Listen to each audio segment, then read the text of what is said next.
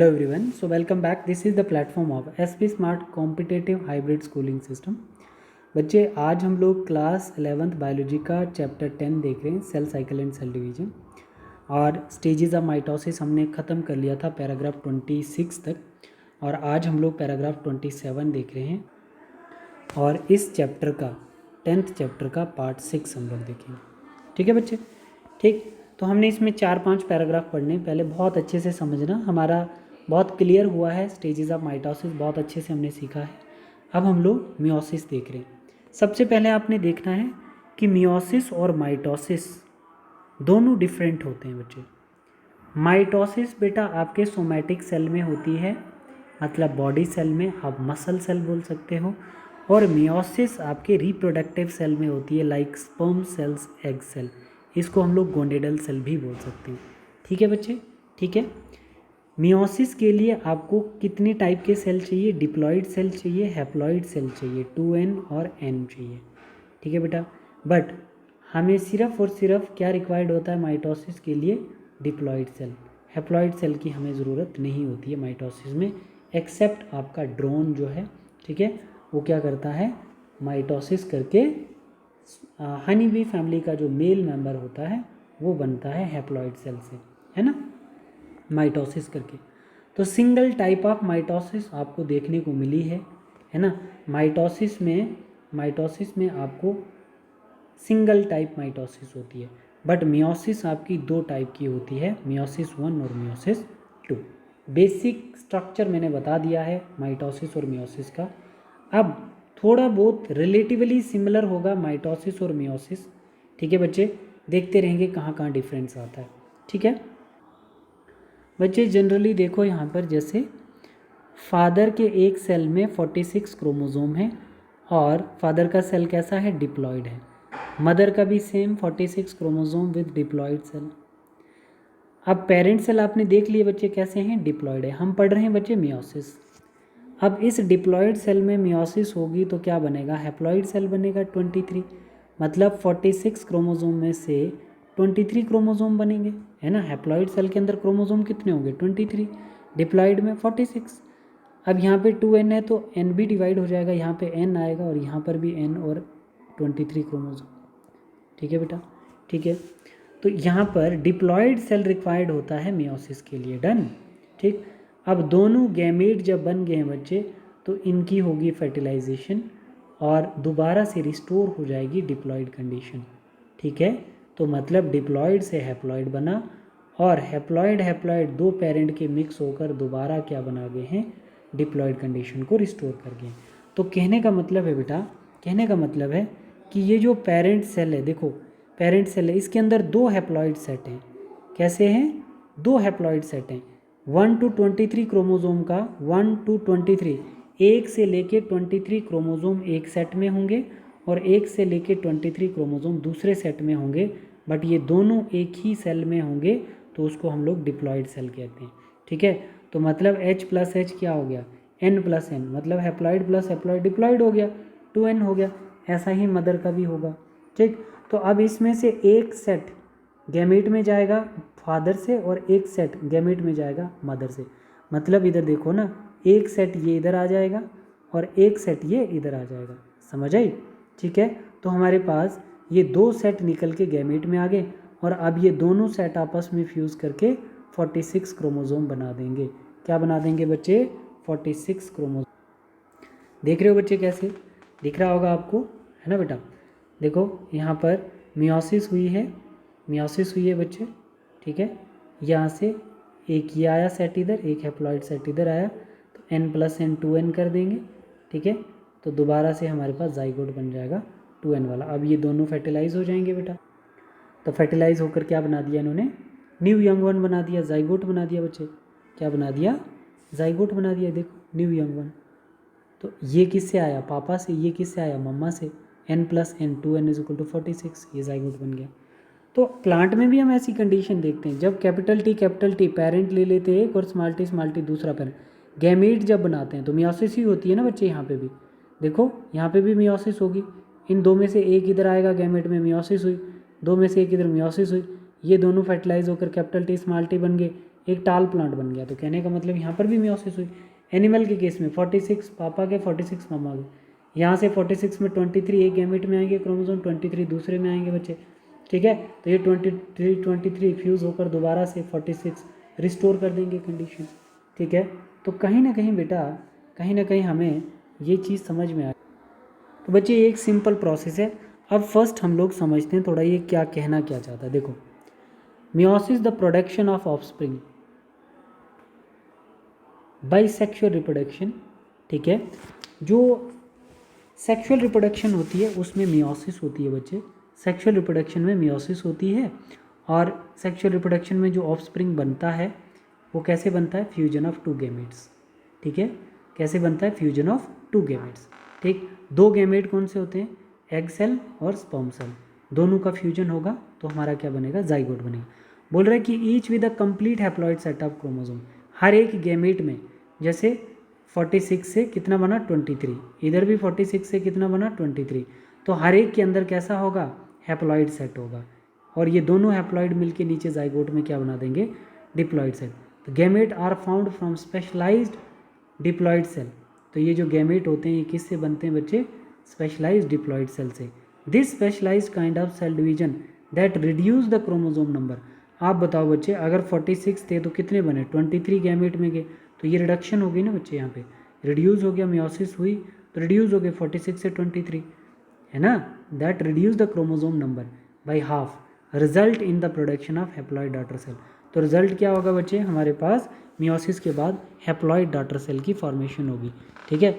ये देखो यहाँ से 1 से 2, ये 46 था, ये 23 बना, 23 46 से 23, तो ये क्या number, production of haploid daughter cell. This kind of division is called meiosis. इसको हम लोग क्या बोलते हैं, मियोसिस बोलते हैं बच्चे, ठीक है। अब हम लोग बच्चे यहाँ पे देखेंगे सेकेंड पैराग्राफ में। सेकेंड पैराग्राफ में भी चीज़ें ऑलमोस्ट बिल्कुल सिमिलर हैं। आपको ध्यान रखना है कि जो पेरेंट सेल हैं बच्चे, मियोसिस किस में होती है, प्लांट सेल में भी हो सकती है, एनिमल सेल में भी हो सकती है, ठीक है। ठीक है बच्चे, जो पेरेंट सेल है, मानो जैसे मैंने यहाँ पर प्लांट सेल लिया, तो मेल के पास 16 क्रोमोसोम है, तो मदर के पास 16 क्रोमोसोम है, दोनों कैसे हैं, डिप्लॉइड सेल हैं। मियोसिस हुई बच्चे, 8 क्रोमोसोम आ गए, तो मतलब हैप्लॉइड सेल बन गए। तो गैमेट कैसे हैं, हैप्लॉइड सेल हैं बच्चे, ठीक है। अब हैप्लॉइड फ्यूज़ होकर फर्टिलाइज होकर क्या बनाएंगे, जाइगोट बनाएंगे। तो जाइगोट कैसा होगा, डिप्लॉइड होगा, ठीक है। ठीक है बच्चे, ठीक है। तो ये कंडीशन कैसी होगी, रिस्टोर होगी कंडीशन बच्चे। तो ये जो डिप्लॉइड सेल से जो ऑफस्प्रिंग बनेगा बच्चे, जाइगोट से जो ऑफस्प्रिंग बनेगा वो प्लांट भी हो सकता है, एनिमल भी हो सकता है, ठीक है। देखो, meiosis ensure the production of haploid phase. जिसमें मियोसिस होती है उसमें हैप्लॉइड फेज आएगी in the life cycle of sexually reproducing organism. जो सेक्सुअली रिप्रोड्यूस करते हैं ऑर्गेनिज्म, उनके लाइफ साइकिल में हैप्लॉइड फेज ज़रूर आती है, ठीक है। मतलब सेक्सुअल रिप्रोडक्टिव ऑर्गेनिज्म के अंदर ही मियोसिस होगी, क्योंकि रिप्रोडक्टिव सेल्स में होती है, ठीक है बच्चे। Whereas fertilisation restore the diploid phase. Fertilisation के बाद हम रिस्टोर कर लेते हैं डिप्लॉइड फेज को। मानो जैसे ये 16 क्रोमोसोम था, तो हैप्लॉइड सेल में 8 आ गए, हैप्लॉइड फ्यूज़ होकर फर्टिलाइजेशन के बाद हमने जाइगोट में रिस्टोर कर दी ना बच्चे डिप्लॉइड कंडीशन, ठीक। We come across meiosis during gametogenesis. Gametogenesis मतलब फॉर्मेशन ऑफ गैमीट, oogenesis और स्पर्मेटोजेनेसिस। oogenesis मतलब फॉर्मेशन ऑफ एग और स्पर्मेटोजेनेसिस फॉर्मेशन ऑफ स्पर्म, ठीक है। मियोसिस आपको कब दिखेगी, गैमेटोजेनेसिस के टाइम में दिखेगी। In the plants and animal, किस में, प्लांट्स और एनिमल में, दोनों में ही आपको मियोसिस देखने को मिल सकती है। This lead to the formation of haploid gametes. इन दोनों में क्या बनेगा बच्चे, हैप्लॉइड गैमेट बनेगा। The key feature of meiosis और एज फॉलो। अब हम लोग इसके की फीचर देखते हैं कि क्या क्या इसके की फीचर हैं, ठीक है बेटा। देखो, हमने अभी तक 2 पैराग्राफ क्लियर किए हैं बच्चे, 2 पैराग्राफ हमारे हो गए हैं। अब हम लोग देखते हैं पैराग्राफ नंबर 29। पैराग्राफ नंबर 29 बहुत इंपॉर्टेंट है। इसके लिए हमें बहुत सारी चीज़ें सीखनी पड़ेंगी पहले, फिर उसके बाद हम लोग इसको आगे मूव करेंगे। यहाँ पे आ जाओ, ठीक है। सबसे पहले बेसिक कॉन्सेप्ट चाहिए हमें मियोसिस का। मियोसिस का एक बेसिक सा कॉन्सेप्ट हमें चाहिए। मियोसिस कितने टाइप की है, 2 टाइप की है, ठीक है बच्चे। मियोसिस किस में होती है, रिप्रोडक्टिव सेल मतलब एग सेल और स्पर्म सेल में। मान लो बच्चे कि हमने पेरेंट सेल लिया, उसके अंदर कितने क्रोमोसोम है बेटा, 30 क्रोमोसोम है। कितने हैं, ये गोनेडल सेल है जिसमें कितने क्रोमोसोम है, 30 क्रोमोसोम है। अब ये गोनेडल सेल किस में जा रहा है, इंटरफेज में जा रहा है, इंटरफेज में जाएगा और डीएनए रेप्लिकेट करेगा इस फेज में और सेंट्रियोल डुप्लीकेट करेगा, है ना, इंटरफेज में जाके। इंटरफेज की टाइप होती है एस फेज जिसमें डीएनए रेप्लिकेशन करेगा और सेंट्रियोल डुप्लीकेशन करेगा। कौन, हमारा पेरेंटल सेल। बताओ क्या पेरेंटल सेल के क्रोमोसोम चेंज हुए, नहीं बच्चे, सेम रहे, अभी भी आपके पास 2n है, क्रोमोसोम 30 है, ठीक। फिर अब हम लोग इस सेल के अंदर इंटरफेज के बाद क्या आएगा हमारे पास, इंटरफेज के बाद हमारे पास एम फेज आता है बच्चे। तो एम फेज में होगी हमारी मियोसिस 1, मियोसिस स्टार्ट होगी, बट कौन सी, 1 वाली बारी है ना, अभी मियोसिस 1 स्टार्ट होगी। तो मियोसिस 1 होने से क्या हो जाएगा, हमारे 2 डॉटर सेल अभी पढ़ा हमने, तो मियोसिस 1 हुई तो 2 डॉटर सेल बन गए, है ना। यहाँ पे 2n था, यहाँ पे n, इसका मतलब रिडक्शन डिवीजन हो गई यहाँ पे, ठीक है। 15 क्रोमोसोम, 30 से 15, ठीक है, रिडक्शनल डिवीजन हो गई बच्चे। तो मियोसिस 1 कंप्लीट हो गई, ठीक है बेटा। मियोसिस 1 में 2 डॉटर सेल बनते हैं, तो मतलब 2 हैप्लॉइड सेल फॉर्म्ड। मियोसिस 1 में क्या हुआ, 2 हैप्लॉइड सेल बने, कैरियोकाइनेसिस और साइटोकाइनेसिस हुई बच्चे, न्यूक्लियस भी डिवाइड हुआ और साइटोप्लाज्म भी, तभी जाके 2 डॉटर सेल बने। Meiosis occur in diploid cell, हमेशा मियोसिस किस में होती है, डिप्लॉइड सेल में होती है, ठीक है यहाँ तक बच्चे, ठीक है। अब मियोसिस ख़त्म होने के बाद हमारे पास एक इम्पॉर्टेंट फेज़ आता है, जिस फेज़ को हम क्या बोलते हैं, इंटरकाइनेसिस। इस फेज़ को हम लोग क्या बोलते हैं बच्चे, इंटरकाइनेसिस। क्या बोलेंगे बेटा, इंटरकाइनेसिस, ठीक है। देखो अब ये जो इंटरकाइनेसिस है, ये जो हमारे पास इंटरकाइनेसिस है, मियोसिस 2 स्टार्ट होने से पहले और मियोसिस 1 ख़त्म होने के बाद आता है, और इसमें एक शॉर्ट पीरियड होता है जिसमें सेंट्रियोल डुप्लीकेट करता है। याद रखना, सेंट्रियोल डुप्लीकेशन 2 जगह हो गई, एक एस फेज में और एक इंटरकाइनेसिस। अब यहाँ पर मियोसिस 2 स्टार्ट हो जाती है बच्चे इंटरफेज के बाद, यही सेल पेरेंट सेल कहलाएंगे, ठीक है। और एक सेल से 2 डॉटर सेल बनेंगे। कितने बनेंगे बच्चे, एक सेल से 2 डॉटर सेल। बताओ अगर क्रोमोसोम 15 पेरेंट के पास है तो क्रोमोसोम 15 किसके पास है बच्चे, डॉटर सेल के पास भी है। तो N15, ठीक है, यहाँ पर भी N15, तो 2n था, है ना, n था, क्या हुई, माइटोसिस हुई ना बच्चे, माइटोसिस हुई, तो इसको हम बोलेंगे इक्वेशनल डिवीजन, मतलब माइटोसिस की तरह हुआ। मियोसिस 2 में क्रोमोसोम नंबर सेम रहते हैं, तो क्रोमोसोम नंबर सेम कहाँ रहते थे, माइटोसिस में भी रहते थे, तो इसी को हम लोग इक्वेशनल डिवीजन भी बोलते हैं। तो मियोसिस 2 में कितने बनते हैं, एक सेल से 2 डॉटर सेल, तो हमारे पास कितने सेल थे, 2, इससे भी 2 बनेंगे बच्चे, इससे भी 2 बनेंगे। तो अगर सेल डिवीजन हुई है तो karyokinesis followed by cytokinesis, karyokinesis nucleus भी डिवाइड हुआ, साइटोप्लाज्म भी डिवाइड हुआ। तो मियोसिस 2 में क्या क्या हुआ, no change in chromosome number, 15 थे तो 15 ही हैं। दूसरा 4 हैप्लॉइड सेल, 1 2 3 और 4 हैप्लॉइड सेल, और अकर्स इन हैप्लॉइड सेल, तो किस में हुई बच्चे, पेरेंट सेल कैसा था, हैप्लॉइड सेल था, ठीक है बच्चे। तो हम बोल सकते हैं कि mitosis is equivalent to meiosis 2। कैसे, मानो जैसे 46 क्रोमोसोम में माइटोसिस हुई, इक्वेशनल डिवीजन हो, तो 46 से 46 सेम जैसे डॉटर सेल वैसे पेरेंट सेल। अब हम यहाँ पे देख रहे हैं मियोसिस 2 में 15 क्रोमोसोम में 15 से 15 बन रहे हैं मियोसिस 2 में, तो क्या हो गया, सेम इधर आ गए, तो ये क्या हो गया, mitosis is equivalent to meiosis 2। Done, ठीक है बच्चे, ठीक है। अब मैं आपको क्वेश्चन पूछता हूँ, आप करो बेटा इसके आंसर करना ज़रा। क्वेश्चन है, मियोसिस कितने टाइप की है, 1 और 2। डीएनए रेप्लिकेशन कितनी बार हुआ, 1 टाइम, यहाँ इंटरफेज में। सेल डिवीजन 2 बार, मियोसिस 1 और मियोसिस 2 में। सेंट्रियोल डिवीजन 2 बार हुआ बच्चे, एक इंटरफेज में दूसरा इंटरकाइनेसिस में। कैरियोकाइनेसिस 2 बार हुआ, मियोसिस 1 और मियोसिस 2। साइटोकाइनेसिस भी 2 बार हुआ, मियोसिस 1 और मियोसिस 2 में, ठीक है बच्चे। तो ये बेसिक कॉन्सेप्ट मैंने आपको बताया है। अब हम इसका पैराग्राफ रीड करते हैं, देखना ज़रा इसका पैराग्राफ हम लोग अब रीड करेंगे। इसका पैराग्राफ क्या कहता है इसका पैराग्राफ कहता है, meiosis involve 2 sequential cycle. Meiosis के 2 साइकिल हैं बच्चे, of nuclear and cell division, ठीक है, कॉल्ड मियोसिस 1 एंड मियोसिस 2। तो बोल रहा है न्यूक्लियर डिवीजन और साइटोप्लाज्म के डिवीजन को न्यूक्लियर एंड सेल डिवीजन बोला है। तो दोनों ही मियोसिस में क्या होता है बच्चे, कैरियोकाइनेसिस और साइटोकाइनेसिस, 2 सिक्वेंशियल साइकिल हैं बच्चे। मियोसिस में 2 सिक्वेंशियल साइकिल, ठीक है बच्चे। कैरियोकाइनेसिस एंड साइटोकाइनेसिस 2 बार आता है, ठीक है, मियोसिस 1 में भी और मियोसिस 2 में। उसी को 2 sequential cycle of nuclear and cell division बोला जाता है। अब देखो, but only single cycle of DNA replication, पूरे मियोसिस 1 और 2 में एक ही बार डीएनए रेप्लिकेशन होती है, और वो कहाँ होती है बेटा, इंटरफेज में होती है। कहाँ होती है, इंटरफेज के एस फेज में डीएनए रेप्लिकेशन होगी। डन। फिर बता रहा है मियोसिस 1 इज इनिशिएटेड, जब मियोसिस 1 स्टार्ट होती है after the parental chromosome, parental chromosome के बाद, पेरेंटल क्रोमोसोम के बाद, और मियोसिस 1 स्टार्ट होने से पहले क्या हुआ था बच्चे, क्या हुआ था, रेप्लिकेट हुआ था डीएनए, ठीक है, एस फेज में। प्रोड्यूस आइडेंटिकल सिस्टर क्रोमेटिड, पहले ऐसा था तो एस फेज में रेप्लिकेट होके ऐसा बन गया, ठीक है बच्चे। तो इन दोनों को हम लोग क्या बोलते हैं, सिस्टर क्रोमेटिड बोलते हैं, identical sister chromatid at the S phase, ठीक है बेटा, ठीक है। तो डीएनए रेप्लिकेशन कहाँ हुई बच्चे, इंटरफेज में हुई, before meiosis 1 and after interphase. Done, ठीक है बच्चे। अब हम लोग इसमें आगे बढ़ते हैं, पैराग्राफ नंबर 13 में चलते हैं। पैराग्राफ नंबर 13 क्या कहता है, देखो इसको अभी तो हमने नहीं पढ़ना है बच्चे, 30 वाला इतना सामने ध्यान देना है, ये वाला पढ़, यहाँ से आगे। इससे पहले हम जब मियोसिस 1 का प्रोफेज 1 पढ़ेंगे तब समझ आएगा।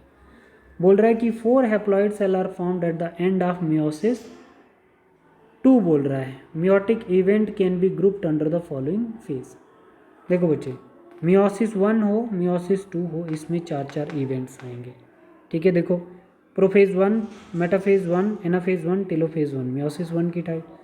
Prophase 2, metaphase 2, anaphase 2, telophase 2, metaphase 2 की टाइप। तो आप इनको ऐसे याद रख सकते हो, prepare monthly assignment test. P stands for prophase, M stand for metaphase, A stand for anaphase, T stand for telophase, ठीक है। तो अब हम सीधा आगे बढ़ते हैं बेटा। अब हम आगे बढ़ते हैं, जो हमारा क्या आता है, जो हमारा पढ़ने वाला पॉइंट है, इस पे आ जाते हैं पहले। बस ये लास्ट पैराग्राफ है बेटा, इस पे आ जाते हैं। 31 पैराग्राफ जो है हमारा लास्ट पैराग्राफ है। तो मियोसिस का एम फेज मतलब रिप्रोडक्टिव सेल का, मियोसिस समझने से पहले हमें रिप्रोडक्टिव सेल साइकिल का इंटरफेज समझना पड़ेगा, समझ आई। तो देखो ज़रा, ये मेरे पास इंटरफेज आ गया, इंटरफेज। तो इंटरफेज में आप बच्चे देख रहे हो गोनेडल सेल है आपके पास। इंटरफेज पढ़ना है हमने मियोसिस 1 पढ़ने से पहले, ठीक है। तो इंटरफेज में हमारे पास क्या आ गया, गोनेडल सेल, इसी को मैं पेरेंटल सेल कह रहा हूँ बच्चे। तो ये जो पेरेंटल सेल है कैसा है, डिप्लॉयड है। और क्रोमोसोम कितने बच्चे इसके अंदर, 4 हैं, 1 2 3 4, 4 क्रोमोसोम है। ये न्यूक्लियोलस है, न्यूक्लियर मेम्ब्रेन देखो, सेल मेम्ब्रेन, न्यूक्लियोलस देखो, ठीक है। अब बताओ number of chromosome, gonadal cells के जो नंबर ऑफ क्रोमोसोम है वो कितने हैं पेरेंट सेल में, 4, ठीक है बेटा। और number of chromosome in G1 phase कितने होंगे, गोनेडल सेल की भी जो इंटरफेज है उसमें भी आपका G1, S और G2 आएगा, ठीक है बच्चे। सेम माइटोसिस की तरह पूछ रहा हूँ कि नंबर ऑफ क्रोमोसोम जो आपके पेरेंट सेल में वो क्या है, 4 है। और अगर आपको पूछे G1 में कितना होगा नंबर ऑफ क्रोमोसोम, 4, और S में कितना होगा बच्चे, 4, G2 में कितना होगा, 4। बट DNA कंटेंट बताओ ज़रा, पेरेंट में कितना है, 2C, G1 में कितना है, 2C, S में कितना बच्चे, 4C। देखो यहाँ पर DNA कंटेंट डबल हो गया, DNA कंटेंट डबल हो गया बच्चे, ठीक है। एस फेज में DNA रेप्लिकेशन हो गई। तो क्या बन गए बेटा, सिस्टर क्रोमेटिड बन गए ये दोनों। एक क्रोमोसोम की 2 क्रोमेटिड सिस्टर क्रोमेटिड कहलाएंगी बच्चे, ठीक है। इनके बीच में क्या होता है बच्चे, क्रॉसिंग ओवर नहीं होती है, ठीक है। क्रॉसिंग ओवर हमेशा नॉन सिस्टर में होती है, छोड़ो वो जब हम पढ़ेंगे तब बताऊँगा, ठीक। और DNA कंटेंट कितना रहेगा G2 में, G2 में भी 4C रहेगा। अगर आपको एक पॉइंट पूछूँ कि अब बताओ बच्चे, जैसे G2 तक इंटरफेस ख़त्म हो गया गोनेडल सेल का, अब स्टार्ट होगी मियोसिस। तो मियोसिस की कौन सी बारी है, मियोसिस 1। तो मियोसिस 1 से सेल कहाँ जाएगा, प्रोफेज 1। तो प्रोफेज 1 की कितनी टाइप हैं बच्चे, 5 टाइप हैं। कौन कौन सी, प्रोफेज 1 की 5 टाइप्स हैं। कौन कौन सी बच्चे, देखो ज़रा, कौन कौन सी प्रोफेज 1 की 5 टाइप हैं। Leptotene, zygotene, pachytene, diplotene, diakinesis. ये 5 टाइप आ जाती है बच्चे, देखो इसको, ठीक है, ये 5 टाइप आ जाए। तो अगर मैं पूछूं number of chromatid in one chromosome, parent cell के एक क्रोमोसोम में, पेरेंट सेल के एक क्रोमोसोम में कितनी क्रोमेटिड, एक chromatid. Number of chromatid in one chromosome in G1 1, ठीक है, S2 और G2 में 2, एक क्रोमोसोम में 2 क्रोमेटिड होंगे, ठीक। अब इसको एक बारी रीड करो फिर क्वेश्चन करते हैं, इसको एक बारी रीड करो और फिर क्वेश्चन करते हैं। मियोसिस 1 ऑफ प्रोफेज 1, यही पढ़नी है बच्चे अब हमने। Prophase of the first mitotic division is typically longer, ठीक है। प्रोफेज 1 जो है मियोसिस 1 की ये लॉन्गर फेज है, मोर कॉम्प्लेक्स, लॉन्गर है और मोर कॉम्प्लेक्स है। देखो ना कितनी टाइप्स हैं इसकी, एक दिन तो इन्हीं को पढ़ने में लग जाएगा। मतलब क्या है, लॉन्गर है, मोर कॉम्प्लेक्स है when compare to prophase of metaphase, sorry prophase of mitosis. Mitosis के कंपैरिजन में मियोसिस 1 का प्रोफेज जो है काफ़ी कॉम्प्लेक्स और लॉन्गेस्ट फेज है, ठीक है बच्चे। It has been further subdivided into following 5 phases based on chromosomal behaviour. Chromosomal behaviour मतलब structure and shape of chromosome. इसके बेस पे हमने प्रोफेज 1 को फर्दर टाइप में डिवाइड किया, लिप्टोटीन, जाइगोटीन, पैचिटीन, डिप्लोटीन और डाइकाइनेसिस, ठीक है।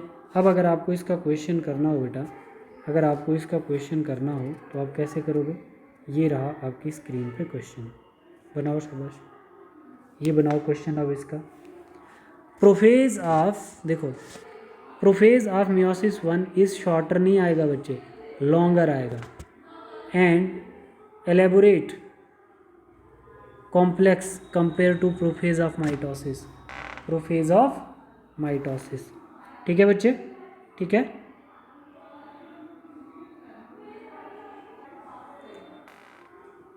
तो पहला वाला गलत हो गया। दूसरा, prophase 1 is divided into 5 phase, बिल्कुल सही है। कौन कौन सी, आपकी लिप्टोटीन, जाइगोटीन, पैचिटीन, डिप्लोटीन और डाइकाइनेसिस, ठीक है, ठीक है बच्चे। तो ये हमारा सही हो गया, बट ये गलत हो गया। ये क्यों गलत हुआ, क्योंकि डिप्लोटीन पहले आना चाहिए था और डाइकाइनेसिस बाद में, तो ये करेक्ट सीक्वेंस नहीं है, ये गलत हो गया, ऑल आर इनकरेक्ट। तो हम बोल सकते हैं बच्चे हमारा बी पार्ट जो है वो राइट आंसर है। तो अब हम लोग बेटा नेक्स्ट क्लास में पैराग्राफ 32 स्टार्ट करेंगे। Thank you, God bless you all.